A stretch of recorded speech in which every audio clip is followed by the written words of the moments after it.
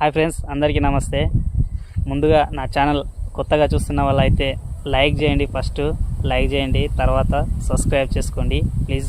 ఇప్పుడు మనం big boss topic మాట్లాడుతున్నాం. బిగ్ బాస్లో ఈ 3వ వారం నామినేషన్స్లో ఎవరెవరు ఉన్నారనే గురించి. ఈ కామనర్స్ 3, సెలబ్రిటీస్ 3 ఉన్నారు ఈ వారంలో.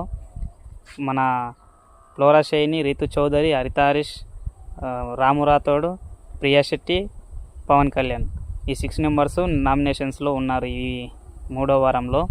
ఈ వీక్లో ఎవరు ఎలిమినేట్